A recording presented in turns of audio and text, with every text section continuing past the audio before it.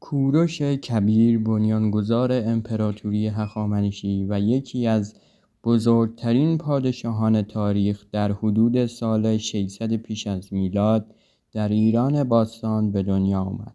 او نخستین پادشاه هخامنشی بود و بعد از تشکیل یک قبیله قوی به نام پارس با قدرت و تدبیر خود موفق شد امپراتوری وسیعی را در خاورمیانه تأسیس کند. کوروش در ابتدا با فتح لیلی و بابل بسیاری از سرزمین‌ها را به سلطه خود درآورد و به خاطر احترام به فرهنگ‌ها و مذاهب مختلف در سرزمین‌های تحت سلطه‌اش معروف شد. او به آزادی مذهب و قومیت‌ها اهمیت می‌داد و حتی به یهودیان اجازه داد تا به زادگاه خود در اورشلیم بازگردند و معبدشان را بازسازی کنند. مجموع دستاوردهای کوروش شامل اصلاحات اداری، نظامی و اقتصادی بود که به ایجاد ثبات و رونق در امپراتوری کمک کرد. او به عنوان پادشاهی عادل و با درایت شناخته می شود. کوروش کبیر در سال 530 پیش از میلاد کشته شد، اما میراث او همچنان تاثیرگذار و الهام بخش در تاریخ و فرهنگ ایران و جهان است. آثار او به ویژه در زمینه حقوق بشر و جایگاه دولت به عنوان خدمتگزار مردم همواره مورد توجه بوده است.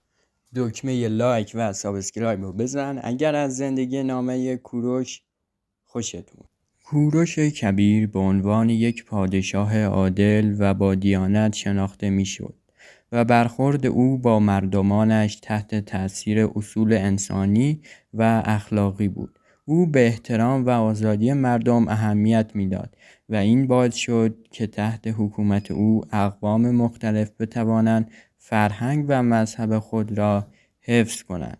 کوروش بر اساس اعتقاد به آزادی مذهب عمل میکرد و به پیروان ادیان مختلف اجازه میداد که به اعتقادات خود ادامه دهند. او یهودیان را که در بابل دستگیر شده بودند آزاد کرد و به آنها اجازه داد تا به زادگاهشان برگردند و معبد خود را بازسازی کنند.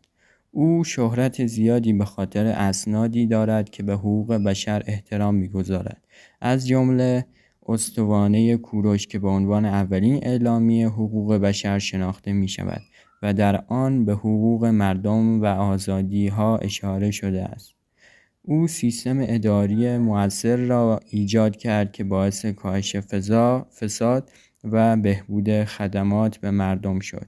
این امر به او کمک کرد تا اعتقاد و حمایت مردم را